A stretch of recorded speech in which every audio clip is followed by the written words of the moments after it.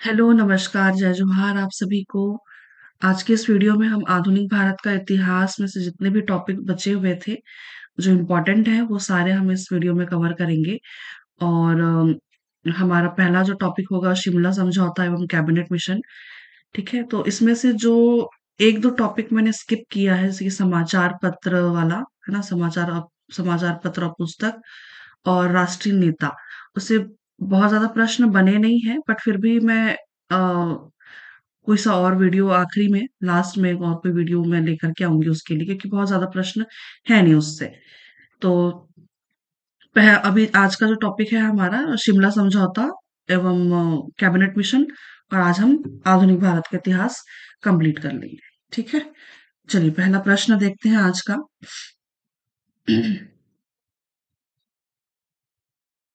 भारत के लिए स्वयं का संविधान निर्माण करने का सुझाव किस योजना के द्वारा दिया गया था? उत्तर हो जाएगा मंत्रिमंडलीय शिष्टमंडल योजना, इसका उत्तर है। ठीक है, अगला देखते हैं। भारत के लिए स्वयं का संविधान निर्माण करने का सुझाव कैबिनेट मिशन योजना मार्च 1946 के तहत सुझाव सुझाव दिया गया था। वेवेल की योजना कब आई थी? 1945 में आई थी। और सी नहीं, राजगोपालाचारी, हाँ, सी राजगोपालाचारी, ये 10 जुलाई 1944। और माउंटबेटन योजना आई थी कब? तो 18 जुलाई 1947। ठीक है, ये पॉइंट याद रखिएगा। अगला देखते हैं। भारत पाकिस्तान के किस समझौते के तहत स्वतंत्र बांग्लादेश का निर्माण हुआ था? ये हो गया था शिमला समझौता, वो वेवेल वाला, है ना। वेवेल उस टाइम पे वो वायसराय थे। ठीक है, अगला देखते हैं। भारत पाकिस्तान के शिमला समझौते के अंतर्गत बांग्लादेश स्वतंत्र देश के रूप में निर्मित हुआ। यह समझौता 2 जुलाई 1972 को हुआ था। यह समझौता इंदिरा गांधी और जुल्फिकार अली भुट्टो के मध्य हुआ। ठीक है, स्वतंत्रता आंदोलन के समय शिमला शिमला सम्मेलन किस वर्ष आयोजित किया गया था? इसको याद रखिएगा, 1945। अगला देखते हैं। स्वतंत्रता आंदोलन के समय वायसराय वेवेल ने 25 जून 1945 को शिमला में सम्मेलन बुलाया, और जिसमें 21 भारतीय राजनीतिज्ञ शामिल हुए, जिसकी अध्यक्षता मौलाना अबुल कलाम आजाद ने की थी। ठीक है, अगला देखते हैं। अगला है आजाद हिंद फौज से संबंधित प्रश्न, देखते हैं, चलिए। आजाद हिंद फौज के विरुद्ध लाल किला मुकदमे में निम्नलिखित में से किसके विरुद्ध आरोप नहीं लगाया गया? किसके खिलाफ नहीं लगाया गया था आरोप? कैप्टन मोहन सिंह। ठीक है, याद रखिएगा, कैप्टन मोहन सिंह। कैप्टन मोहन सिंह आजाद हिंद फौज के विचारक एवं प्रणेता थे, न कि ब्रिटिश राज के नेस्तनाबूद। ये क्या होता है इस वर्ड का मतलब? ब्रिटिश राज के नेस्तनाबूद करने के आरोपी। ठीक है, तो याद रखिएगा, कैप्टन मोहन सिंह आजाद हिंद फौज के विचारक एवं प्रणेता थे। ठीक है, लेकिन ब्रिटिश राज को नेस्तनाबूद करने के आरोपी नहीं थे। मतलब तहस नहस इसका मतलब हो सकता है ना, करने के आरोपी नहीं थे। निम्नलिखित में से किस स्थान पर सुभाष चंद्र बोस ने आजाद हिंद फौज का नेतृत्व ग्रहण किया? इसका उत्तर हो जाएगा सिंगापुर। अगला देखते हैं। सिंगापुर में सुभाष चंद्र बोस ने आजाद हिंद फौज का नेतृत्व ग्रहण किया, जबकि रास Behari Bose Indian independence league का अध्यक्ष अ, बैंकॉक में नियुक्त किया गया था। रास बिहारी बोस को इंडियन इंडिपेंडेंस लीग का अध्यक्ष बैंकॉक में नियुक्त किया गया था। और सिंगापुर में सुभाष चंद्र बोस ने आजाद हिंद फौज का नेतृत्व किया था। अगला देखते हैं। झांसी की रानी रेजिमेंट की कप्तान कौन थी, जो कि इंडियन नेशनल आर्मी की महिला रेजिमेंट में भी थी? इसका उत्तर याद रखिएगा, लक्ष्मी सहगल। नाम से भी याद रख लीजिएगा, है ना? वो झांसी की रानी लक्ष्मीबाई, है ना? तो उन्हीं के उस उनका जो रेजिमेंट था, मतलब उनके नाम का जो रेजिमेंट था, है ना? उसकी कप्तान भी कौन थी? तो लक्ष्मी सहगल। आजाद हिंद फौज 5 ब्रिगेडों में विभाजित किया गया था। एक तो Mahatma Gandhi brigade, Abul Kalam Azad brigade, Jawaharlal Nehru brigade, Subhash Chandra Bose brigade और रानी रानी झांसी ब्रिगेड। ठीक है, तो ये वाला भी याद रखिएगा, ये वाला पॉइंट। ठीक है, अगला देखते हैं। आजाद हिंद फौज से निम्नलिखित व्यक्ति संबंधित थे। आ, रास बिहारी बोस भी संबंधित थे, सुभाष चंद्र बोस भी थे, मोहन सिंह भी थे, कैप्टन मोहन सिंह।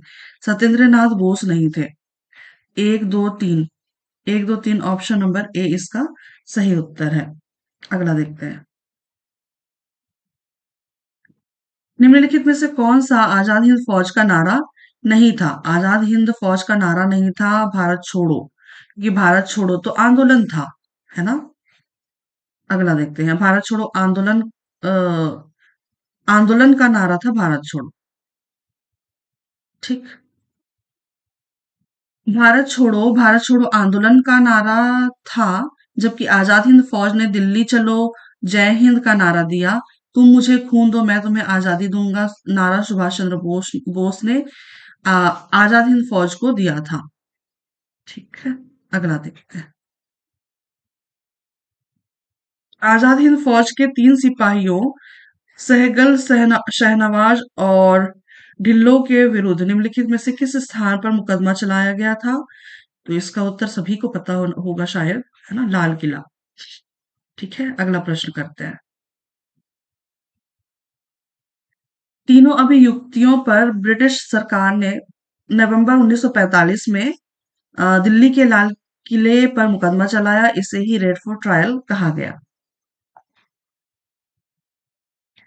निम्नलिखित में से क्या 1946 के रेड फोर्ट ट्रायल से संबंधित है? तो ये हो जाएगा आजाद हिंद फौज।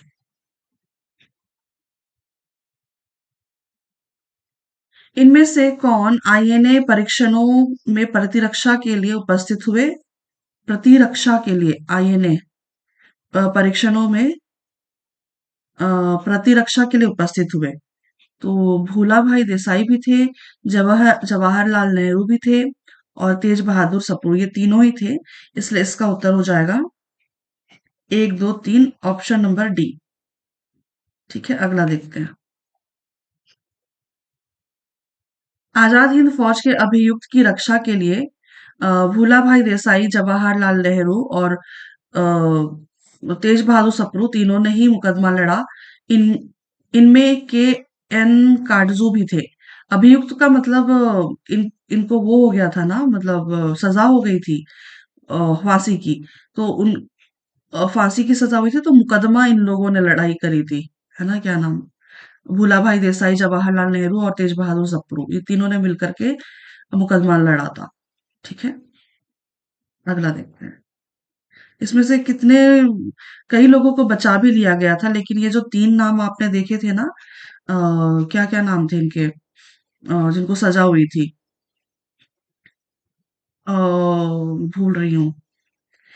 अ, 3 नाम जो थे ना, ये कैप्टन सहगल, लेफ्टिनेंट ढिल्लो और कर्नल शाहनवाज, है ना? तो ये इनको नहीं बचा पाए थे, ये तीनों को फांसी दे दी गई थी। बाकी अ, मेरे ख्याल से 89 या 90 लोग थे जिनको बचा लिया गया था। ठीक है, चलिए अगला प्रश्न देखते हैं। 1945 में आजाद हिंद फौज के विरुद्ध किस स्थान पर मुकदमा आयोजित किया गया? इसका उत्तर तो उपरोक्त में से कोई नहीं होगा, क्योंकि, है ना, कहाँ पे हुआ था? तो लाल किला में हुआ था आयोजित, है ना? ठीक, चलिए अगला प्रश्न देखते हैं। ये है, आजाद हिंद फौज के निम्नलिखित अधिकारियों पर प्रसिद्ध लाल किला मुकदमा चलाया गया। तो शहनवाज खान, प्रेम सहगल, और गुरदयाल सिंह ढिल्लो। ये 3 नाम थे जिनके ऊपर मुकदमा चला था। ये हो जाएगा 1, 2 और 4। अगला देखते हैं। आजाद हिंद फौज के सैन्य अधिकारियों major Shahnawaz Khan, colonel Prem Sahgal, colonel Gurdayal Dhillon पर मुकदमा चलाया गया था। भारत को स्वतंत्र कराने के लिए इंडियन नेशनल आर्मी आईएनए के विचार की मूल रूप से कल्पना की थी। तो किसने की थी? रासबिहारी बोस ने की थी। अगला देखते हैं। रासबिहारी बोस ने सर्वप्रथम 28 से 30 मार्च 1942 को टोक्यो में इंडियन नेशनल आर्मी के गठन के लिए सम्मेलन बुलाया, किंतु यह विचार सर्वप्रथम मोहन सिंह के मन में आया था। कैप्टन मोहन सिंह के मन में आया था। ठीक है, अगला देखते हैं। आजाद हिंद फौज का गठन कब हुआ था? 1 सितंबर 1942। गठन किसने करी थी? तो रासबिहारी बोस। प्रथम सेनापति कौन थे? कैप्टन मोहन सिंह। और 1943 में सुभाष चंद्र बोस द्वारा पुनर्गठन किया गया और इस फौज में 5 टुकड़ी थी, है ना? रानी लक्ष्मी टुकड़ी, कैप्टन लक्ष्मी सहगल थी, वो जो अभी थोड़ी देर पहले की व्याख्या देखा था ना हमने, 5 टुकड़ियां। तो ये पुनर्गठन के टाइम पे हुआ था। पुनर्गठन सुभाष चंद्र बोस ने किया था 1943 में। अगला देखते हैं। अगला है, आजाद हिंद फौज की स्थापना किसने की? उत्तर याद रखिएगा, सुभाष चंद्र बोस। इसका उत्तर यही लिया हुआ है, ठीक है। बाकी मतलब वैसे तो नाम यहाँ पे रासबिहारी बोस का भी दिया हुआ है, बट यहाँ पे उत्तर याद रखिएगा, आजाद हिंद फौज की स्थापना सुभाष चंद्र बोस। भारत को स्वतंत्र कराने के लिए इंडियन नेशनल आर्मी आईएनए के विचार की मूल रूप से कल्पना किसने की थी? तो इसका उत्तर याद रखिएगा, क्या होगा? रासबिहारी बोस होगा, है ना? रासबिहारी बोस। अगला देखते हैं। अगला है, औपनिवेशिक भारत के संदर्भ में शाहनवाज खान, प्रेम कुमार सहगल और गुरबख्श सिंह ढिल्लों याद किए जाते हैं आजाद हिंद फौज यानी कि इंडियन नेशनल आर्मी के अधिकारियों के रूप में। ठीक है, अगला देखते हैं। लाल किला मुकदमा 1945 में शाहनवाज खान, प्रेम सहगल, गुरबख्श सिंह ढिल्लों पर आजाद हिंद फौज में शामिल होने के विरुद्ध लाल किले में मुकदमा चलाया गया था। अगला देखते हैं।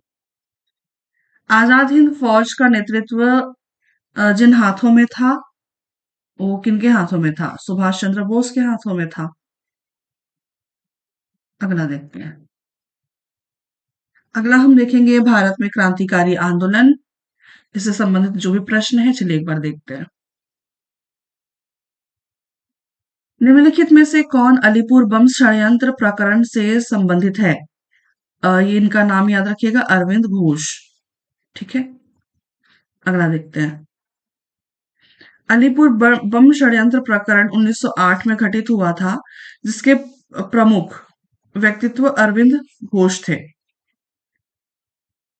अगला देखते हैं। ब्रिटिश राज में युवाओं को तेज तर्रार क्रांतिकारियों में बदलने और 1930 में चटगांव शस्त्रागार से पुलिस पुलिस बलों के हथियारों पर कब्जा करने के लिए किसे जाना जाता है? सूर्य सेन का नाम याद रखिएगा। ठीक है, चटगांव शस्त्रागार से पुलिस बलों के हथियारों पर कब्जा करने के लिए सूर्य सेन को जाना जाता है। अगला देखते हैं। 9 अगस्त 1925 को काकोरी में हुए ट्रेन डकैती में धावा बोलने वाले निम्नलिखित में से किस दल से संबंधित थे? ये थे हिंदुस्तान रिपब्लिकन एसोसिएशन। ठीक है, Hindustan Republican association. Kakori train डकैती याद होगा आपको शायद ना, स्टोरी। अगला देखते हैं। 1924 में सचिंद्र सन्याल, जोगेंद्र चंद चैटर्जी, राम प्रसाद बिस्मिल, चंद्रशेखर आजाद और अशरफ उल्लाह खान ने कानपुर में हिंदुस्तान रिपब्लिकन एसोसिएशन की स्थापना की थी। ठीक है, याद रखिएगा। और यही थे वो चटगांव नहीं जी, ये काकोरी। ठीक है, काकोरी ट्रेन लूट, काकोरी कांड जिसके नाम से जिसको जानते हैं हम। अगला देखते हैं। किसे क्रांतिकारी विचारों का जनक भी कहा जाता है? ये हैं विपिन चंद्र पाल। विपिन चंद्र पाल क्रांतिकारी विचारों का जनक माने जाते हैं। अगला, निम्नलिखित में से कौन सी जोड़ी क्रांतिकारी घटना एवं क्रांतिकारी सुमेलित हैं? चलिए सुमेलित करना है, देखते हैं। दिल्ली में लॉर्ड हार्डिंग पर बम फेंकना सचिन सुनयाल नहीं है, ये अभी काकोरी में देखा था हमने। अ, लाहौर में सैंडर्स पर गोली चालन, ये भी सही नहीं है। निजामुद्दीन में रेल पर बम फेंकना भी नहीं है। चटगांव, यही तो है सही, चटगांव शस्त्रागार लूट है सूर्य सेन, यही सही है। ठीक है, इसका उत्तर हो जाएगा चटगांव शस्त्रागार लूट। ठीक है, अगला देखते हैं। 20वीं शताब्दी के प्रारंभ में मद्रास में वाची अय्यर द्वारा निम्नलिखित में से कौन सा क्रांतिकारी संगठन स्थापित किया गया? तो ये हो जाएगा भारत माता। ठीक है, भारत माता। अगला देखते हैं। 1931 में संघर्ष करते हुए निम्नलिखित में से किस स्थान पर चंद्रशेखर आजाद को गोली मारकर शहीद किया गया था? यह था इलाहाबाद। ठीक है, इलाहाबाद में अ, इनको गोली लगी थी। अगला देखते हैं। 27 फरवरी 1931 को चंद्रशेखर आजाद इलाहाबाद के अल्फ्रेड पार्क में स्वयं को गोली मारकर शहीद हुए। स्वयं को गोली मारकर शहीद हुए होगा, ठीक है, मुझे मालूम नहीं है इसके बारे में। अल्फ्रेड पार्क अब आजाद पार्क के नाम से जाना जाता है। अल्फ्रेड पार्क अब आजाद पार्क के नाम से जाना जाता है। ठीक है, अगला देखते हैं। 1924 में सचिंद्र सन्याल और जोगेंद्र चंद्र चटर्जी ने निम्नलिखित में से कौन सा क्रांतिकारी संगठन स्थापित किया था? Hindustan Republican association. अगला देखते हैं। चटगांव शस्त्रागार लूट के सिलसिले में मई 1933 में निम्नलिखित में से किस महिला को गिरफ्तार किया था? ये याद रखिएगा, कल्पना दत्त। कल्पना दत्त को याद रखिएगा, और इनको आजीवन कारावास की सजा भी सुनाई गई थी। अगला देखते हैं। यहाँ पे व्याख्या भी दिया हुआ है। चटगांव शस्त्रागार लूट के मामले में कल्पना दत्त को गिरफ्तार कर आजीवन कारावास की सजा सुनाई गई। वहीं सूर्य सेन को फांसी की सजा दी गई और प्रीतिलता वाडेकर ने आत्महत्या कर ली। अगला देखते हैं। निम्नलिखित में से किस तिथि को भगत सिंह, सुखदेव और राजगुरु को फांसी दी गई थी?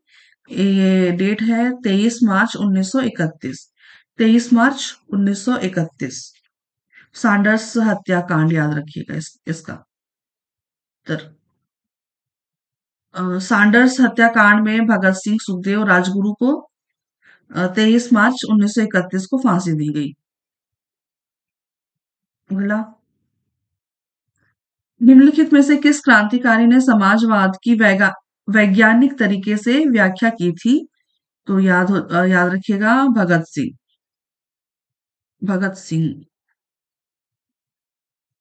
महान क्रांतिकारी भगत सिंह ने समाजवाद को वैज्ञानिक तरीके से परिभाषित किया। वे मार्क्स से जरूर प्रभावित थे, किंतु फिर भी उन्हें गदर पार्टी के कार्य ने अधिक प्रेरणा दी। उनका उद्देश्य था सभी वर्ग आधारित भेदभाव की पूर्ण समाप्ति। ठीक है, अगला देखते हैं। 1928 में क्रांतिकारी संगठन भारतीय स्वतंत्रता लीग की स्थापना किसने की थी? तो याद रखिएगा, रासबिहारी बोस। रासबिहारी बोस। युवाओं और कृषकों और कामगारों में राष्ट्रीय चेतना को जगाने हेतु भगत सिंह ने 1926 में निम्नलिखित में से कौन सा संगठन स्थापित किया था? तो ये याद रखिएगा, नौजवान भारत सभा। अ, भगत सिंह ने किया था, ठीक है। 1926 में कौन कौन सा? नौजवान भारत सभा। अगला देखते हैं। निम्नलिखित में से किस क्रांतिकारी संगठन ने 8 अप्रैल 1929 को दिल्ली की केंद्रीय असेंबली में बम फेंका था? Hindustan socialist party.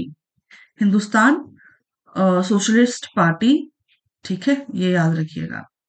अगला देखते हैं। यहाँ पे व्याख्या दिया हुआ है, कुछ देखते हैं। 1902 में प्रमोद मित्रा नहीं है, सॉरी, प्रमोद मित्रा ने अ, महाराष्ट्र में अनुशीलन समिति का गठन किया। और 1924 में सचिंद्र सन्याल, रामप्रसाद बिस्मिल, चंद्रशेखर, अशफाक उल्ला खां, चंद्र चैटर्जी ने कानपुर में हिंदुस्तान रिपब्लिकन आर्मी का गठन किया था। 1928 में चंद्रशेखर आजाद एवं भगत सिंह राजगुरु ने दिल्ली में हिंदुस्तान सोशलिस्ट रिपब्लिकन एसोसिएशन की स्थापना किया था। और 1926 में भगत सिंह, छबीलाल यशपाल ने नौजवान भारत की स्थापना की थी। इस संस्था का उद्देश्य कृषकों, कामगारों में राष्ट्र चेतना को जगाना था। ठीक है, तो ये भी ये पॉइंट्स याद रखिएगा। ठीक है, हो सकता है कि मैच द कॉलम जैसे या फिर नेताओं के नाम, गठन, ऐसा कुछ सवाल आ जाए। ठीक, चलिए अगला देखते हैं। खालिस्तान ने शहीद होने से पहले जेल में 63 दिनों तक उपवास किया था। तो किसने किया था शहीद होने से पहले? ये याद रखिएगा। यतीन्द्र नाथ दास के नाम से भी जानते हैं। ठीक है, इन्होंने शहीद होने से पहले जेल में 63 दिनों का उपवास किया था। अगला देखते हैं। फिर फांसी हो गई थी उनको, है ना। अगला देखते हैं। प्रसिद्ध क्रांतिकारी सूर्यसेन निम्नलिखित में से किस घटना से संबंधित है? तो अभी थोड़ी देर पहले देखा हमने, चटगांव शस्त्रागार पर छापा। अगला, चटगांव विद्रोह का सफलतापूर्वक नेतृत्व आचार्य सूर्यसेन मास्टर दा अ, आचार्य सूर्यसेन, है ना, सूर्यसेन को ही मास्टर दा कहते हैं, ने किया था। उन्होंने इंडियन फ्री रिपब्लिक आर्मी का गठन किया। 18 अप्रैल 1930 को सूर्यसेन के नेतृत्व में दर्जनों क्रांतिकारियों ने शस्त्रागार को लूटकर अंग्रेजी शासन के अंत की घोषणा की। और अंग्रेजों ने उन्हें 12 जनवरी 1934 को मेदिनीपुर जिले में फांसी दे दी। ठीक है, अगला देखते हैं। निम्नलिखित में से कौन सी जोड़ी क्रांतिकारी और घटना सुमेलित नहीं है? चलिए देखते हैं, सुमेलित नहीं है। अम्म, रास बिहारी बोस, यही सुमेलित नहीं दिख रहे हैं मुझे। इसका उत्तर हो जाएगा रास बिहारी बोस। यही सुमेलित नहीं है, क्योंकि रास बिहारी बोस का नाम आता है उसमें आजाद हिंद फौज के गठन में, है ना। और सैंडर्स की हत्या किसने की थी? तो इसमें वो दिल्ली षड्यंत्र वाला, नहीं नहीं, सैंडर्स तो ये अभी अभी थोड़ी देर पहले देखा ना जी हमने। भगत सिंह, है ना, भगत सिंह, सुखदेव और राजगुरु। व्याख्या भी दिया होगा, देखते हैं एक बार।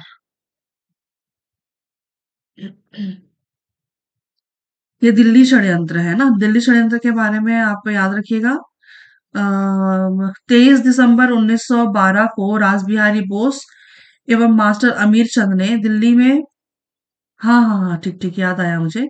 रास बिहारी बोस एवं मास्टर अमीर चंद ने दिल्ली में वायसराय हार्डिंग द्वितीय पर बम फेंका, जबकि सैंडर्स की हत्या आरोपी भगत सिंह, सुखदेव और राजगुरु थे। ठीक है, तो मेरे दिमाग से निकल गया था, आप याद रखिएगा। जो दिल्ली षड्यंत्र था, ये लॉर्ड हार्डिंग वाला है ना, लॉर्ड हार्डिंग द्वितीय। और और ये सैंडर्स की हत्या भगत सिंह, सुखदेव और राजगुरु। ठीक, अगला देखते हैं। अगला है, यहाँ पे सूची अ और ब है। चलिए मिलान करते हैं। ठीक। जतिन दास का नाम क्यों मिलता है हमें? अच्छा, पहले तो यही देख लेते। कल्पना दत्त को आजीवन कारावास कारावास, है ना। और अगला है भगत सिंह। भगत भगत सिंह ये इनको फांसी दे दी गई थी, है ना। और चंद्रशेखर आजाद, ये तो मुठभेड़ हुआ। अच्छा, ओके। मुठभेड़ के दौरान वो कौन सा पार्क था जी, है ना, जिसको आजाद पार्क, इलाहाबाद का आजाद पार्क, है ना, उसके नाम से जाना, मुठभेड़ के दौरान हुआ था ये। जतिन दास भूख हड़ताल, ठीक है। जतिन दास भूख हड़ताल, वो 63 दिनों वाला। उनको फांसी होने से पहले 63 दिनों का उपवास किया था इन्होंने। ठीक है। तो उत्तर क्या हो जाएगा? दो, 2 3 4 1, 2 3 4 1, 2 3 4 1, ऑप्शन नंबर 20 का सही उत्तर है। ठीक है, अगला देखते हैं। व्याख्या दिया हुआ है। जतिन दास की मृत्यु 1900 जतिन दास की मृत्यु 13 सितंबर 1929 को भूख हड़ताल के दौरान लाहौर में हुई। चंद्रशेखर आजाद अंग्रेजों के मुठभेड़ में स्वयं को गोली मारी। भगत सिंह को 23 मार्च 1931 को फांसी दे दी गई। कल्पना दत्त चटगांव आंदोलन से संबंधित थी, जिन्हें आजीवन कारावास की सजा हुई थी। बाद में महात्मा गांधी व रविंद्रनाथ टैगोर ने उन्हें रिहा कर लिया था। अगला देखते हैं। विश्व युद्धों के बीच वर्षों में भारत में सक्रिय क्रांतिकारी आंदोलन के संबंध में निम्नलिखित में से कौन सा कथन सत्य है? चलिए, पूरा पढ़ना पड़ेगा। चंद्रशेखर आजाद ने अनुशीलन समिति की आ, नहीं, ये वो गलत गलत है। भगत सिंह नौजवान भारत सभा के संस्थापक थे, यही सही है। थोड़ी देर पहले व्याख्या में भी हमने एक देखा था ना, प्रश्न किया है हमने। भगत सिंह जो थे नौजवान भारत सभा के संस्थापक थे। और बाकी ये सारे तो गलत है। तो इसका उत्तर हो जाएगा ऑप्शन नंबर बी। अगला देखते हैं। चापेकर बंधुओं ने रैन एवं आयस्ट की हत्या किस वर्ष में की थी? चापेकर बंधु, इसमें 3 नाम मिलते हैं ना चापेकर बंधु में। नहीं, 3 नहीं। हाँ, 3 नाम मिलते हैं ना, वो दामोदर बालकृष्ण और क्या, वासुदेव। ना 3 नाम मिलते हैं, इनको चापेकर बंधु के नाम से जानते हैं। ठीक है, तो इन्होंने किसकी हत्या करी थी? रेंड और आयर्स्ट, ना, कब करी थी? 1897 में। याद रखिएगा, 1897 में। अगला देखते हैं। अब व्याख्या दिया हुआ है। दामोदर हरि चापेकर, बालकृष्ण चापेकर और वासुदेव हरि चापेकर को संयुक्त रूप से चापेकर बंधु कहते हैं। तीनों भाई तिलक से प्रभावित थे। प्लेग समिति प्रमुख के रूप में तत्कालिक जिलाधिकारी वाल्टर चार्ल्स ने रैंड तात्कालिक जिलाधिकारी वाल्टर चार्ल्स रैंड ने अत्याचार किए, इसलिए चापेकर बंधुओं ने रैंड व सहायक लेफ्टिनेंट आयस्ट की हत्या 1897 में कर दी। वाल्टर चार्ल्स रैंड ने अत्याचार किए, इसलिए चापेकर बंधुओं ने रैंड व उनके सहायक लेफ्टिनेंट आयस्ट की हत्या 1897 में कर दी थी, और उनको, है ना। चलिए, ठीक है, अगला देखते हैं। शहीद अशफाक उल्लाह के क्रांतिकारी सहयोगियों में से निम्नलिखित में से कौन नहीं था? कौन नहीं था, याद रखिएगा। बटुकेश्वर दत्त जो थे, ये नहीं थे। अगला देखते हैं। 1925 में काकोरी डकैती कांड के नेता थे रामप्रसाद बिस्मिल, अशफाक उल्लाह खान, राजेंद्र लाहिड़ी, सचिंद्र सन्याल, रोशन सिंह शामिल थे। बटुकेश्वर दत्त और भगत सिंह ने 1929 में पब्लिक सेफ्टी बिल के विरोध में केंद्रीय असेंबली में बम फेंका। बटुकेश्वर दत्त और भगत सिंह ने 1929 में पब्लिक सेफ्टी बिल के विरोध में केंद्रीय असेंबली में बम फेंका था। अगला देखते हैं। शहीद भगत सिंह को फांसी कब दे दी गई थी? तो याद रखिएगा, 23 मार्च 1931।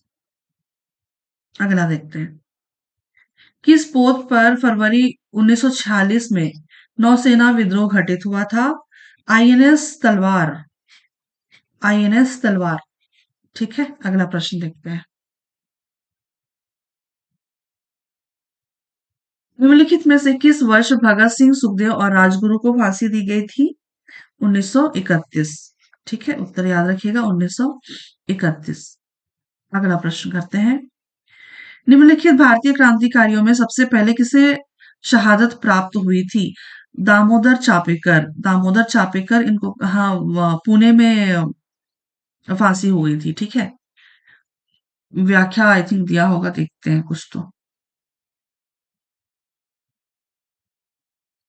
ठीक है, तो दामोदर चापेकर जो थे, है ना, इनको 1898 में अ, फांसी हो गई थी पुणे में।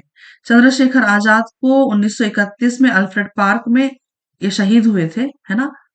शहीद मतलब खुद ने खुद को गोली लगाई मारी थी। और राजेंद्र लाहिड़ी 1932 में गोंडा के जेल में फांसी हुई थी। और उधम सिंह को 1940 में। राजेंद्र लाहिड़ी अ, राजेंद्र लाहिड़ी काकोरी कांड, ठीक है, राजेंद्र लाहिड़ी कोकरी कांड, काकोरी कांड से याद रखिएगा। ठीक है, और उधम सिंह को जलियांवाला बाग हत्याकांड। दामोदर चापेकर चापेकर बंधु के नाम से जाते, किसकी हत्या करी थी? क्या नाम था उनका, रैंड और आयर्स्ट। ठीक है, और बाकी ये चंद्रशेखर आजाद का नाम आप अल्फ्रेड पार्क, वो है ना, अंग्रेजों से मुठभेड़ वाला, याद रख लीजिएगा। ठीक है, अगला देखते हैं। अगला है, निम्नलिखित में से कौन सी जोड़ी क्रांतिकारी और संगठन सुमेलित है? सुमेलित है। सरदार भगत सिंह, सरदार भगत सिंह नहीं है सुमेलित। दामोदर, विनायक दामोदर सावरकर, अभिनव भारत, ये सुमेलित है। इसमें ना एक चीज और याद रखिएगा, अभिनव भारत जो है, अभिनव भारत का नाम पहले मित्र मेला हुआ करता था। ठीक है, मित्र मेला, इसका नाम उन्होंने बदल करके अभिनव भारत किया था। ठीक है, तो ये भी, और बाकी तो ये सुमेलित नहीं है। इसका उत्तर हो जाएगा ऑप्शन नंबर बी। अगला देखते हैं। विनायक दामोदर सावरकर, अभिनव भारत 1904 में हुआ था, बनाया था इन्होंने। और ये एक संस्था है ना, याद रखिएगा, अभिनव भारत एक संस्था है। सरदार भगत सिंह, भारत नौजवान सभा 1926।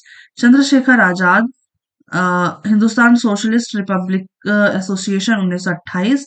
और रामप्रसाद बिस्मिल, हिंदुस्तान रिपब्लिक एसोसिएशन 1924। अगला देखते हैं। सुभाष चंद्र बोस ने निम्नलिखित में से किस राजनीतिक दल की स्थापना की थी? किसकी की थी? चलिए देखते हैं। Subhash Chandra, Forward Bloc ji, Forward Bloc. ठीक है, इसका उत्तर हो जाएगा फॉरवर्ड ब्लॉक। अगला देखते हैं। प्रसिद्ध गीत सरफरोशी की तमन्ना अब हमारे दिल में है के रचयिता कौन है? सरफरोशी की तमन्ना, ये तो मुझे गाना, वो वाला ही गाना जो मूवी में नहीं है, वही वाला गाना मुझे लग रहा था। देखते हैं। इसमें उत्तर तो वैसे उपर्युक्त में से कोई नहीं लिया है, व्याख्या दिया होगा, देखते हैं। प्रसिद्ध गीत को बिस्मिल अजीमाबादी ने लिखी थी, इसका वास्तविक नाम सैयद शाह मोहम्मद हसन। बड़ा अजीब सा प्रश्न है जी, चलिए छोड़िए, मेरे ख्याल से प्रश्न आएगा भी नहीं। अगला देखते हैं। काकोरी ट्रेन डकैती कांड में किन क्रांतिकारियों को फांसी की सजा दी गई थी? रामप्रसाद बिस्मिल, बिस्मिल और अशफाक उल्लाह खान, याद रखिएगा। अगला देखते हैं। 9 अगस्त 1925 को सहारनपुर लखनऊ पैसेंजर ट्रेन को क्रांतिकारियों ने लूटा। 29 क्रांतिकारियों को गिरफ्तार किया गया। रामप्रसाद बिस्मिल, अशफाक उल्लाह खान, राजेंद्र लाहिड़ी और रोशन लाल को फांसी हो गई थी। बाकी जो थे, बाकी जो जितने भी थे, वो सारे के सारे भाग गए थे। ठीक है, निम्नलिखित में से 1926 ईस्वी में गठित नौजवान सभा का प्रारंभिक सदस्य कौन नहीं था? प्रारंभिक सदस्य कौन नहीं था? अंबिका चक्रवर्ती, याद रखिएगा, अंबिका चक्रवर्ती। अगला,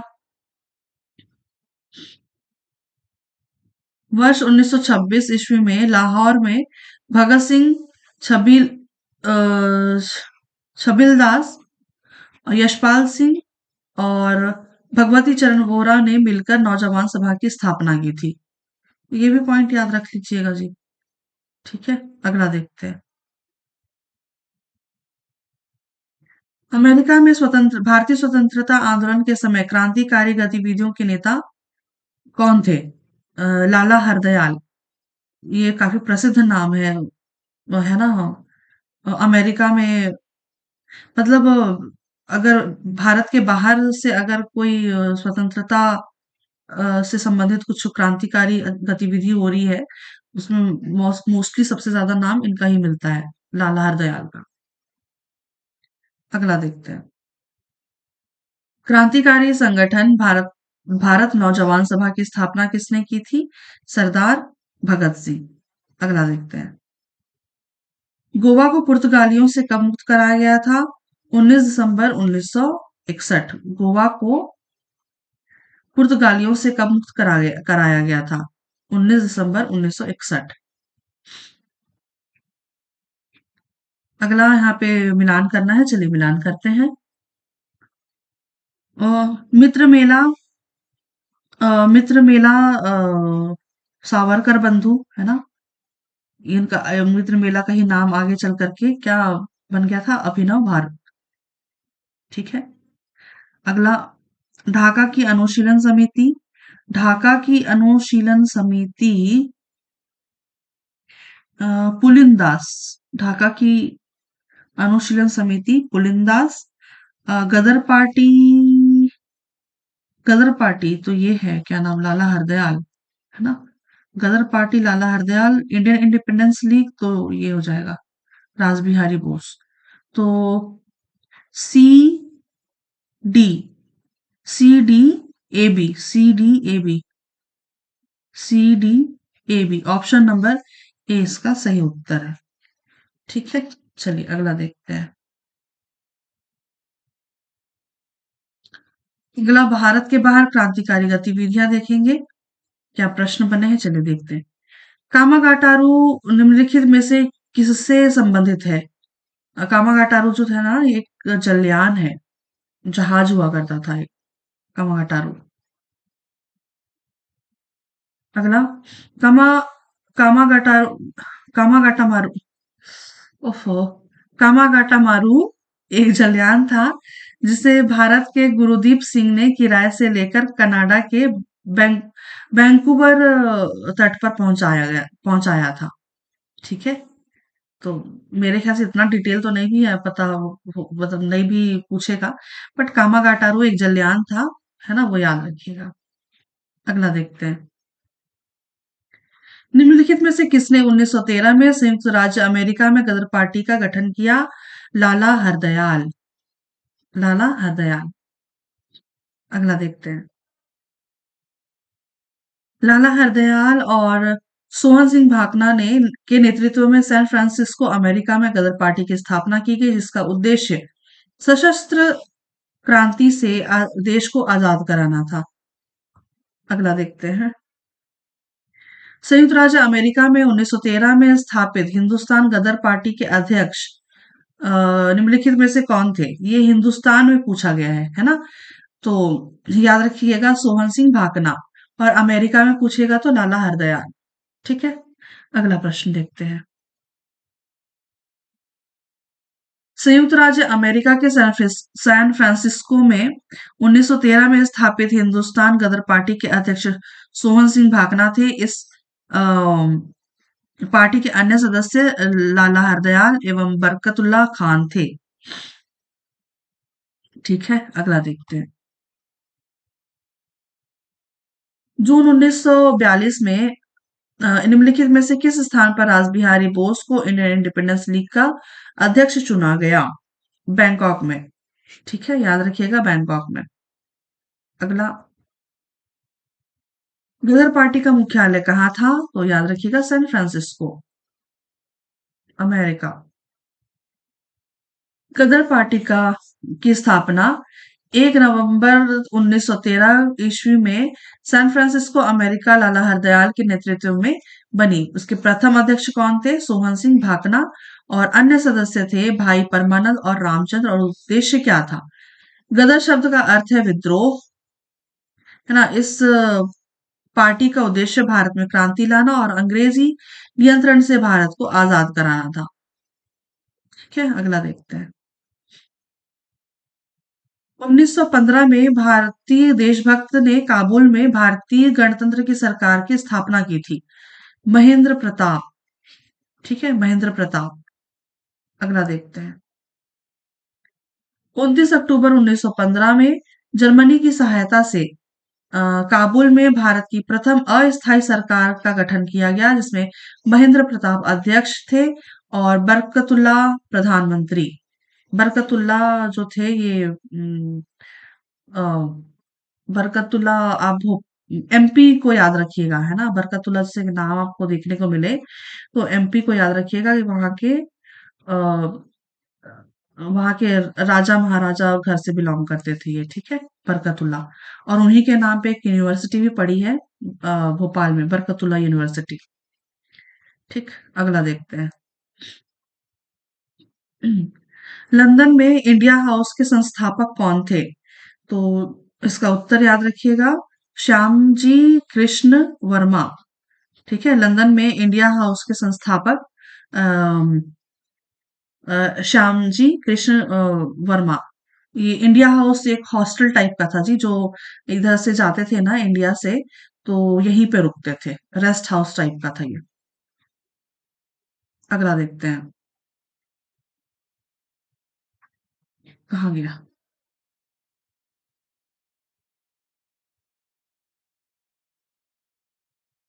ठीक है, अगला है।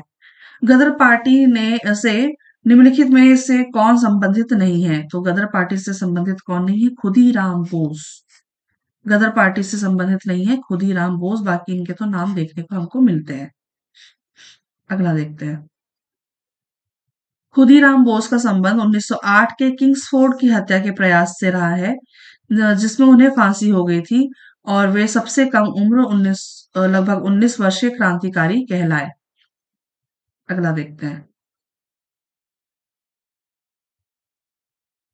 मैडम कामा ने, भीकाजी कामा ने भारत के त्रिरंगी स्वतंत्रता ध्वज को कहाँ फहराया था? तो इसका उत्तर याद रखिएगा, स्टुटगार्ट। ठीक है, स्टुटगार्ट। ये सब प्रश्न मेरे ख्याल से वैसे मुझे नहीं लगता है पूछेंगे, पर फिर भी याद रखिएगा, ऐसे प्रश्न बने हुए हैं, है ना। मैडम कामा ने 1907 में जर्मनी के स्टुटगार्ट में तिरंगा फहराया था। उन्हें भारतीय क्रांति की माता भी कही जाती है। ठीक है, अगला देखते हैं। अगला अगला हम विविध जो एक्स्ट्रा फैक्ट्स जो रहते हैं ना, जो पूछे जाते हैं, उससे देख लेते हैं प्रश्न, क्या क्या प्रश्न बने हैं। चलिए, प्रश्न है, इनमें से कौन सी जोड़ी समझौता वर्ष और वर्ष सुमेलित है? अच्छा, ये प्रश्न को तो विलोपित भी कर दिया है, चलिए देखते हैं। लखनऊ समझौता, लखनऊ समझौता हुआ था 1916 में। गांधी इरविन तो नहीं है, है ना, क्योंकि ये तो 31 में आया था, है ना, 1931 में। और लियाकत अली भूला भाई देसाई समझौता, ये तो सुमेलित है ना, 1945 में। अच्छा, ओके, इसीलिए ही दो दो ऑप्शन सुमेलित हो गया ना, इसीलिए ये विलोपित कर दिया है। शिमला समझौता भी तो सुमेलित नहीं है, 45 में आया था। पूना समझौता कब आया था? 32 में आया था, है, तो ये भी सुमेलित नहीं है। तो ये दो जो है ना, ये सुमेलित दिख रहे हैं, इस कारण से विलोपित कर दिया गया है। हम्म। लखनऊ समझौता 1916 में, गांधी इरविन समझौता 1931 में, पूना समझौता 1932 में, शिमला समझौता 1945 में, और लियाकत अली भूलाभाई देसाई समझौता हुआ था 1945 में। ठीक, चलिए अगला देखते हैं। किस वर्ष बंबई में पहली भारतीय कपड़ा मिल की स्थापना की गई थी? कपड़ा मिल की स्थापना की गई थी, चलिए देखते हैं। 1854।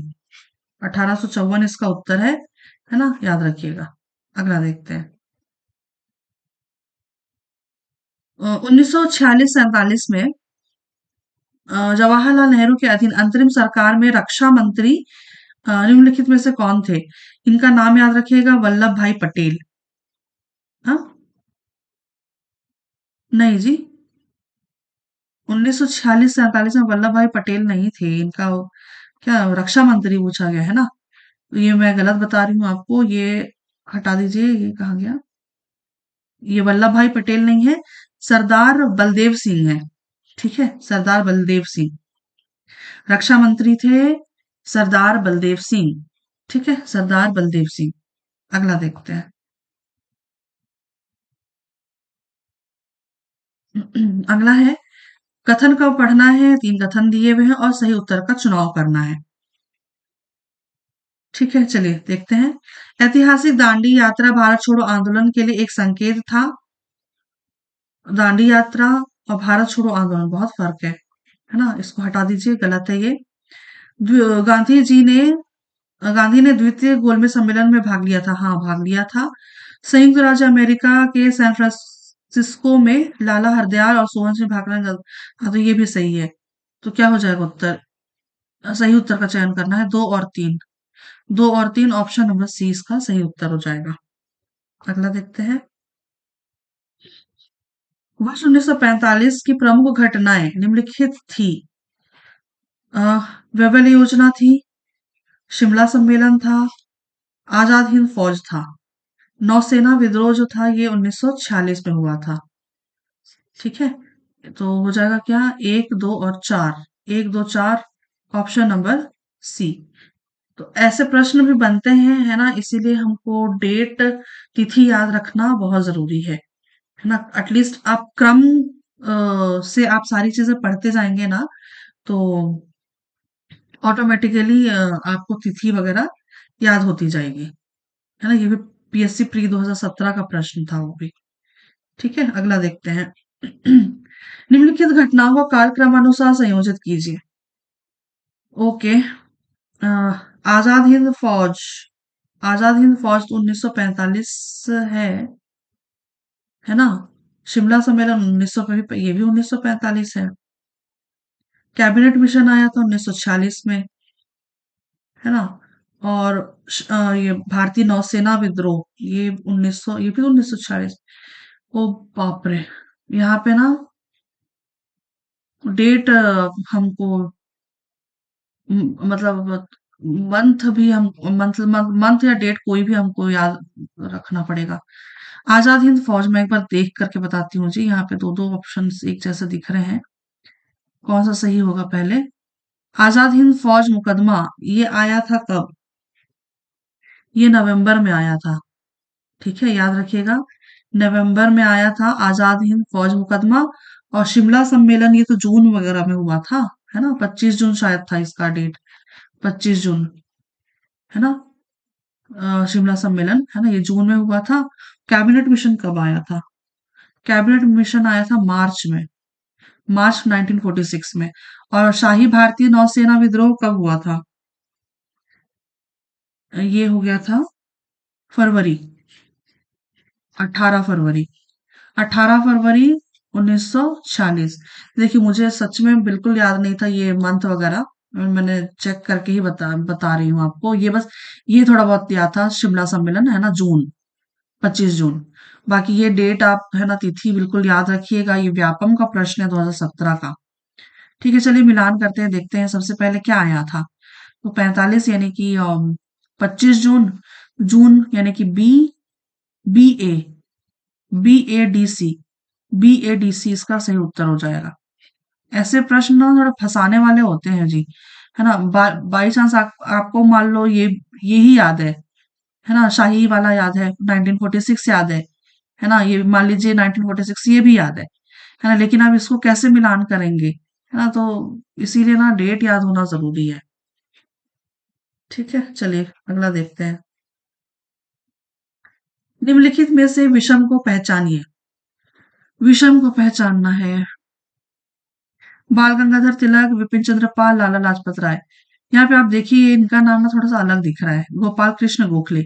लाल बाल पाल, है ना, ये कहा गया, लाल बाल पाल, ठीक है, ये गोपाल कृष्ण गोखले अलग हो जाते हैं। अगला देखते हैं, निम्नलिखित में से किसने भारत के विभाजन की योजना प्रस्तुत की थी? तो याद रखिएगा माउंटबेटन, ठीक है, माउंटबेटन योजना। 3 जून 1947 को लॉर्ड माउंटबेटन द्वारा एक योजना घोषित की गई जिसे माउंटबेटन योजना कहते हैं। इस योजना के अंतर्गत भारत को दो संपूर्ण प्रभुत्व संपन्न राष्ट्रों में विभाजित किया गया। कौन कौन सा? भारत और पाकिस्तान, ठीक है। चलिए अगला देखते हैं। 1929 में इलाहाबाद में आयोजित प्रथम अखिल भारतीय राष्ट्रीय मुस्लिम सम्मेलन की अध्यक्षता निम्नलिखित में से किसने की थी? इसका उत्तर याद रखिएगा, अबुल कलाम आजाद। अबुल कलाम आजाद। अगला देखते हैं। 1946-47 की अंतरिम सरकार में वल्लभ भाई पटेल निम्नलिखित में से किस विभाग में मंत्री थे? अच्छा ठीक है, याद रखिएगा मैंने यह इसका उत्तर हो जाएगा गृह मंत्री। वल्लभ भाई पटेल जो थे ये गृह मंत्री थे और साथ में ये बाद में है ना, इनको और भी एक पद मिला था, उप प्रधानमंत्री का, ठीक है, याद रखिएगा उप प्रधानमंत्री का भी इनको पद मिला था। बाकी जो रक्षा मंत्री कौन थे वो सरदार बलदेव सिंह थे, ठीक है, याद रखिएगा। अगला देखते हैं, निम्नलिखित में से किस योजना के द्वारा 1947 में भारत का विभाजन हुआ था? तो याद रखिएगा माउंटबेटन योजना। अगला देखते हैं, तत्कालीन गवर्नर जनरल लॉर्ड माउंटबेटन ने 3 जून 1947 को एक योजना प्रस्तुत की जिसे माउंटबेटन योजना कहते हैं, जिसके तहत भारत का विभाजन किया गया, जिसमें कहा गया कि 15 अगस्त 1947 को दो अधिराज्यों की स्थापना की जाएगी तथा सभी शक्तियां उन्हें हस्तांतरित कर दिए जाएंगे।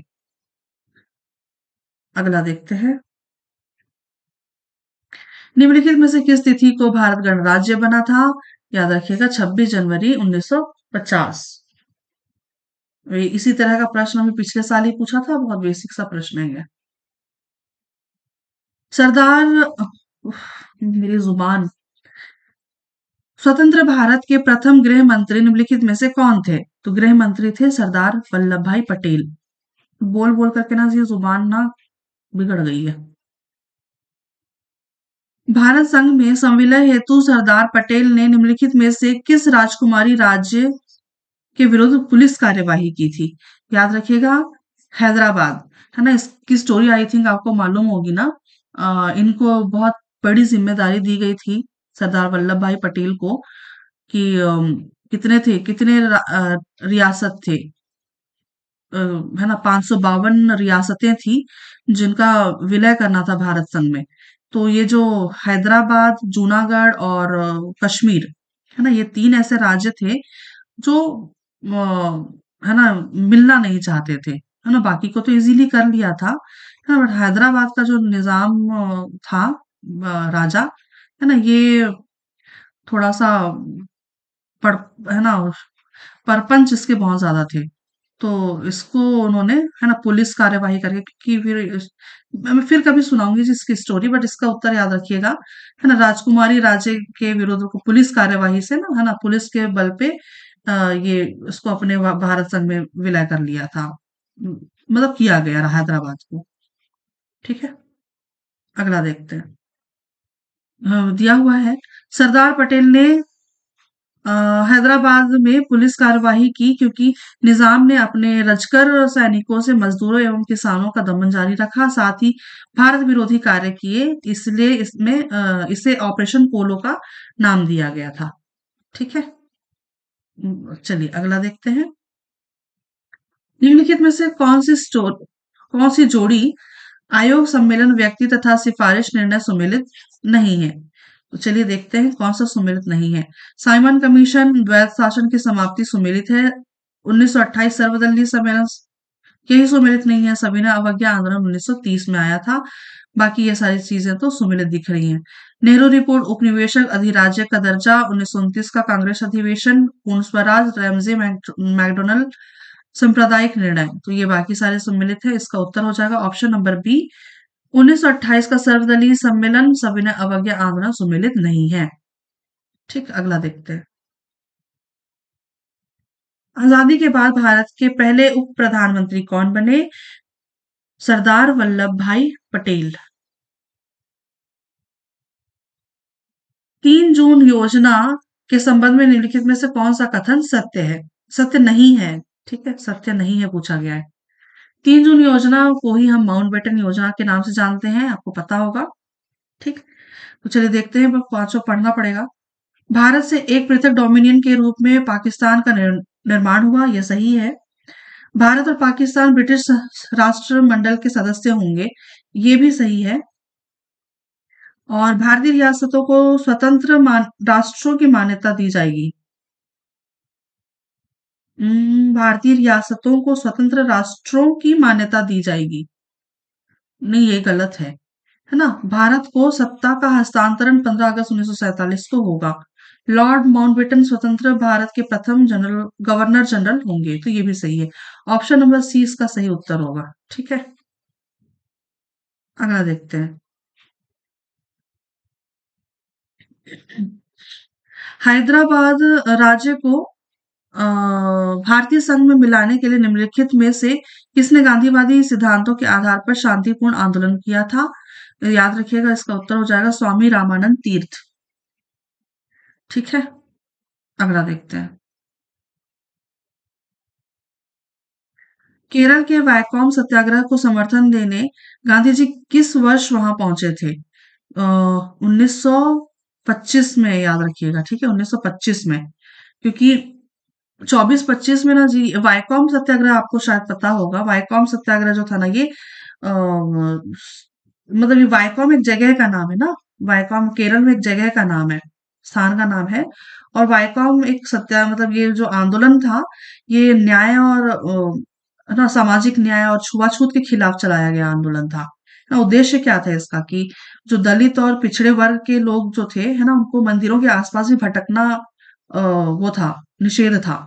क्योंकि वो जो केरल में आपने शायद देखा होगा, केरल में बहुत, है ना, अच्छे बड़े बड़े मंदिरें हैं वहां पे, है ना। तो वहां पे मंदिरों के जो मंदिरों के आसपास की जो सड़कें थी, है ना, वहां पे इतना ज्यादा वो था, कहना चाहिए ऊंची जातियों को, है ना, वहां पे उनके लिए वो मतलब वो अधिकार क्षेत्र था, है ना। अगर ऊंची जाति के लोग अगर वहां पे पहुंच गए हैं ना, तो वो जो वहां पे जो आम जनता थी, वहां पे उस सड़क पे नहीं चल सकती थी। उनके लिए वो आरक्षित था, वो ऊंची जातियों के लिए, है ना। तो उस तरफ बहुत ज्यादा केरल की साइड में ना जी, बहुत ज्यादा प्रताड़ना हुआ करती थी पहले। ठीक है, तो चलिए इसका उत्तर क्या हो जाएगा? उत्तर हो जाएगा 1925। ठीक, अगला देखते हैं। 30 मार्च 1924 को के पी केशव के नेतृत्व में सत्याग्रहियों ने मंदिर के पुजारियों तथा त्रावणकोर की सरकार द्वारा मंदिर के किवाड़ को तोड़कर मंदिर में प्रवेश किया, किंतु सभी सत्याग्रहियों को गिरफ्तार कर लिया गया। 1924 में महात्मा गांधी ने त्रावणकोर की महारानी से मंदिर प्रवेश के संबंध में आंदोलनकारियों से समझौता किया। वहां पे एक तो ना, केरल, अगर पुराना प्राचीन इतिहास अगर आप देखेंगे ना, तो वहां पे वो अंग्रेज तो क्या ही प्रताड़ना करेंगे, है ना। लेकिन वहां पे आम जनता ही ऐसी थी, वहां पे ऊंची जाति छोटी जाति वाला सीन बहुत था उस तरफ। अगला देखते हैं। 1920 1920 में आयोजित all India trade union Congress के उद्घाटन सत्र की अध्यक्षता किसने की थी? तो इसका उत्तर याद रखिएगा, लाला लाजपत राय। ठीक है, लाला लाजपत राय। अगला देखते हैं। भारतीय राष्ट्रीय कांग्रेस द्वारा 1920 में लीग ऑफ नेशंस के इंटरनेशनल और ऑर्गेनाइजेशन अंतर्राष्ट्रीय मजदूर संगठन में भारत का प्रतिनिधित्व करने के लिए all India trade union Congress की स्थापना की गई, जिसके नेता कौन थे? लाला लाजपत राय। ठीक, अगला देखते हैं। अगला है, प्रसिद्ध चित्रकार नंदलाल बोस किस वर्ष कला भवन यानी कि शांति निकेतन के प्रिंसिपल बने? उत्तर याद रखिएगा, 1922। सीजीपीएससी प्री 2020 का प्रश्न है। ठीक है, अगला देखते हैं। ब्रिटिश संसद ने इंडियन इंडिपेंडेंस एक्ट को कब पारित किया? ब्रिटिश संसद ने इंडियन इंडिपेंडेंस एक्ट को कब पारित किया? 5 जुलाई 1947। 5 जुलाई 1947। ठीक है, अगला। बाल गंगाधर तिलक को भारत में अशांति का जनक किसने कहा था? अ, बाल गंगाधर तिलक को भारत में अशांति का जनक किसने कहा था? Sir Valentine सिरोल। इसका उत्तर हो जाएगा सर वैलेंटाइन सिरोल। अगला है, निम्नलिखित नेताओं में से किसने कहा, मैं तो एक भारतीय नगाड़ा हूं जिसका कार्य सोते हुए को जगाना है ताकि वे अपनी मातृभूमि के लिए जागें और कार्यरत हो सके? ये सिंपल सा ये कथन से ही समझ में आ रहा है, इसका उत्तर हो जाएगा एनी बेसेंट। ठीक है, चलिए अगला प्रश्न देखते हैं। किसने कहा, जब तक यह तीसरी शक्ति अथवा इंग्लैंड यहाँ है, हमारे सांप्रदायिक मतभेद हमें परेशान करते रहेंगे?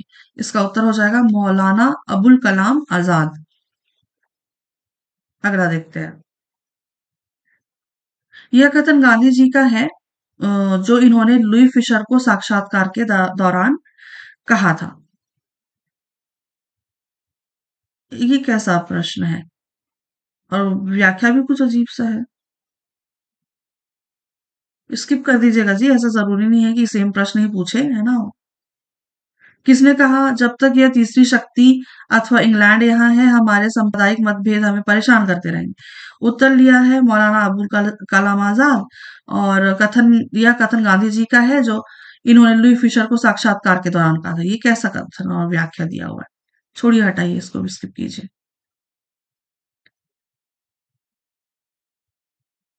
भारत सरकार द्वारा 1919 में आईएल आईएलओ के वाशिंगटन सम्मेलन के में मजदूरों के प्रतिनिधि के रूप में निम्नलिखित में से किसे भेजा? याद रखिएगा, एनएम जोशी। ठीक है। मुस्लिम लीग एवं भारतीय राष्ट्रीय कांग्रेस के बीच अ, राजनीतिक गतिरोध को दूर करने के लिए सीआर फॉर्मूला किसने बनाया था? तो सीआर फॉर्मूला तो वो है ना, सी राजगोपालाचारी। हाँ, सी राजगोपालाचारी इसका सही उत्तर होगा। ठीक है, अगला देखते हैं। व्याख्या भी है क्या? नहीं है। चलिए, निम्न में से कौन सी जोड़ी सही है? निम्न में से कौन सी जोड़ी सही है? विनोबा भावे सुमिलित नहीं है, है ना। ये सी आर दास, चितरंजन दास देशबंधु सुमिलित है ये। चितरंजन दास देशबंधु। चितरंजन सी आर दास, सी राजगोपालाचारी, है ना। ये हो जाएगा ये देशबंधु। ठीक है। और विलियम बैंडरसन, है ना, विलियम बेडरबन 1907 के कांग्रेस सभापति, ये सुमिलित नहीं है, ये भी सुमिलित नहीं है। इसका उत्तर हो जाएगा ऑप्शन नंबर बी। ठीक है, व्याख्या देखते हैं जी, होगा दिया है। द्वितीय व्यक्तिगत सत्याग्रही जवाहरलाल नेहरू थे। वेडरबन ह्यूम के जीवनी कारक थे। और श्यामजी कृष्ण वर्मा ने लंदन में इंडिया हाउस की स्थापना की थी। ठीक है, तो ये पॉइंट याद रखिएगा। अगला देखते हैं। आ गया कालक्रम। ठीक है, चलिए कूट है दिया हुआ है, मिलान करते हैं। पूना पैक्ट कब आया था? पूना पैक्ट आया था 1932 में, है ना। और गांधी इरविन समझौता 1931 में, सविनय अवज्ञा आंदोलन 1930, और क्रिप्स आया था 42 में। ठीक है, तो पहले कौन सा आएगा? 4, 2, 1, 3। 4, 2, 1, 3, ऑप्शन नंबर सी इसका सही उत्तर है। ऐसे प्रश्न होते हैं तो ठीक लगता है जी। अगला है, अगला भी वही है, कालक्रम के अनुसार जमाना है। चलिए देखते हैं। साइमन आयोग की नियुक्ति, साइमन आयोग की नियुक्ति हुई थी 1927। जलियांवाला बाग हत्याकांड 1919, गांधी की दांडी यात्रा 1930, और फिरोज शाह मेहता की मृत्यु मृत्यु हुई थी 1915 में। फिरोज शाह मेहता कौन थे? फिरोज शाह मेहता वही थे ना, वो कांग्रेस के कलकत्ता अधिवेशन में इनको अध्यक्ष रहे थे ये फिरोज शाह मेहता, है ना। वही है। तो इसका उत्तर क्या हो जाएगा? 4, 4, 4, 2, 1, 3, ऑप्शन नंबर ए इसका सही उत्तर होगा। ठीक, अगला प्रश्न करते हैं। ब्रिटिशकालीन भारत में जाति व्यवस्था को प्रभावित करने वाले कारकों में निम्नलिखित कारक नहीं था। तो कौन सा कारक नहीं था? जाति पंचायत, बाकी ये सारे कारक थे। ठीक है, औद्योगिकरण, पाश्चात्य सभ्यता, अंग्रेजी शिक्षा ये सारे थे, पर जाति पंचायत नहीं था। जाति पंचायत क्या होता है? वैसे कुछ भी नहीं होता है। अगला देखते हैं। इसको भी कालक्रम के अनुसार जमाना है। चलिए देखते हैं। अच्छा, यहाँ पे तो पूरा प्रश्न नहीं है एक स्लाइड में। अगला देखते हैं। शारदा अधिनियम आया था 1929 में। नेहरू रिपोर्ट कब आया था? 1928 में। साइमन कमीशन का गठन 1927 में, और दांडी मार्च 1930। तो पहले क्या हो जाएगा? 3, 2, 1, 4। 3, 2, 1, 4। 3, 2, 1, 4, ऑप्शन नंबर ए इसका सही उत्तर है। अगला देखते हैं। मारो फिरंगी को, ये किसका नारा था? ये मंगल पांडे का था। ठीक है, अगला देखते हैं। आधुनिक भारत में नगरीकरण प्रक्रिया के विकास में निम्नलिखित कारण नहीं माना जाता। सांस्कृतिक परंपरा इसका सही उत्तर होगा। सांस्कृतिक परंपरा। अगला, निम्नलिखित में से किसके द्वारा भारत के स्वतंत्रता की प्रक्रिया को अंतिम रूप दिया गया? तो ये हो जाएगा 3 जून योजना। भारतीय व्यापार संघ कांग्रेस 1920 के प्रथम अध्यक्ष कौन थे? तो इसका उत्तर लाला लाजपत राय। अगला, ब्रिटिश राज के दौरान निम्न में से कौन सा 21 गन सैल्यूट राज्य था? ये दोनों राज्य था। ठीक है, 21 गन सैल्यूट राज्य। इसका उत्तर हो जाएगा ऑप्शन नंबर सी, ए और बी दोनों। अ, याद रखिएगा इसमें ना और भी राज्य थे। व्याख्या आई थिंक दिया होगा मेरे ख्याल से, देखती हूँ पर होगा तो, नहीं होगा तो बताती हूँ आपको मैं। दिया है ना। ब्रिटिश राज के दौरान निम्न राज्य 21 गन सैल्यूट राज्य थे। हैदराबाद, मैसूर, बड़ौदा, ग्वालियर और जम्मू कश्मीर। ठीक है, तो ये पांचों नाम भी आप याद रखिएगा। अगला देखते हैं। अगला है 1831 के आयु सम्मति सहमति अधिनियम के प्रति तिलक जी की क्या प्रतिक्रिया थी? तो ये पूर्ण विरोध था। ठीक है, पूर्ण विरोध, क्योंकि उस टाइम पे, चलिए व्याख्या देखते हैं सीधा सीधा। ठीक है, सहमति आयु अधिनियम 1891 के तहत लड़कियों की विवाह की उम्र 14 से घटाकर 12 कर दी गई थी। अतः बाल गंगाधर तिलक ने इसका विरोध किया था। ठीक है, याद होगा आपको, इतिहास पढ़ा होगा आपने, है ना? 14 से घटा करके 12 कर दी थी। फिर इनके विरोध के बाद ही फिर एक अधिनियम और लाया गया, तब फिर बढ़ा करके ये 18 वर्ष की गई थी। ठीक है, अगला देखते हैं। भारत का पहला भाषाई सर्वेक्षण किसके द्वारा आयोजित किया गया था? ये जॉर्ज गियर्सन थे। ठीक है, जॉर्ज गियर्सन। भारतीय भाषाई सर्वेक्षण जॉर्ज गियर्सन के नेतृत्व में 1894 से 1928 के मध्य ब्रिटिश राज के अधीन किया गया था। इसमें कुल 364 भारतीय भाषाओं और बोलियों का सर्वेक्षण किया गया था। जॉर्ज गियर्सन का नाम हम उसमें भी पढ़ते हैं ना, हिंदी भाषा और ये और छत्तीसगढ़ी भाषा में भी, है ना? जॉर्ज गियर्सन का नाम पढ़ते हैं हम।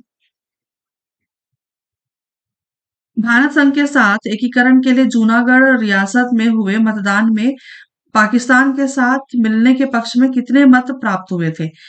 यह 91 मत प्राप्त हुए थे। ठीक है, ये भी सीजी अभी पिछले साल का ही प्रश्न है, एसआई मेंस का। मतलब कुछ भी पूछना है भाई साहब, कौन याद रखता है 91? चलिए अगला देखते हैं। निष्क्राम्य क्या था? निष्क्राम्य निर्यात कर था। ठीक, अगला देखते हैं। हजरत दातागंज के नाम से सामान्य जनता के बीच कौन प्रसिद्ध था? अ, ये प्रश्न विलोपित है, व्याख्या होगा, देखते हैं। अब्दुल हुसैन हजवेरी को हजरत दातागंज बख्श के नाम से जाना जाता है। वह भारत के सूफियों में से एक थे।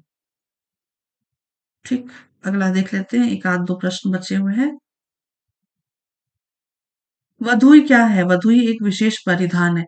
ये सब नहीं भी पूछेगा, क्या पता सनक जाए आयोग का, गारंटी थोड़ी है। राष्ट्रगान जनगण मन के विषय विषय में क्या सही नहीं है पूछा गया है। ठीक है, चलिए देखते हैं। यह रविंद्रनाथ टैगोर के द्वारा लिखा गया है, तो सही है। यह सार्वजनिक रूप से प्रथमतः 27/12/2011 को गाया गया था, ये भी सही है। और इसे राष्ट्रगान अ, के रूप में भारत शासन द्वारा स्वीकार किया गया था, नहीं, ये गलत है। इसे राष्ट्रगान के रूप में भारतीय संविधान सभा द्वारा स्वीकार किया गया था, ये सही है ना? तो इसका उत्तर हो जाएगा ऑप्शन नंबर सी। ठीक है, ये भी पिछले साल का प्रश्न है। अगला देखते हैं। अगला फिर वही कालक्रम के अनुसार, ये ये पिछले साल का प्रश्न है, सीजीपीएससी प्री। अब सीधा सीधा से इसका उत्तर याद रखिए, है ना? मार्ले मिंटो सुधार, फिर जलियांवाला बाग त्रासदी, गांधी इरविन समझौता और अगस्त प्रस्ताव। अगस्त प्रस्ताव आया था 1940 में। मार्ले मिंटो कब आया था? ये मार्ले मिंटो 1919 में आया था शायद, भूल गई। 1919 में ही आया था शायद। फिर जलियांवाला बाग ये भी तो 1919 में आया था। गांधी इरविन ये 1930 में आया था। इसका उत्तर वैसे सी लिया है, चलिए पर व्याख्या देखते हैं। ओके, ठीक है। फिर भी देखिए यहाँ, अच्छा, ओके ओके, ठीक ठीक, मार्ले मिंटो सुधार 1917। ठीक है, मार्ले मिंटो सुधार 20 अगस्त 1917 को घोषणा, और 1919 में लागू हुआ था, है ना?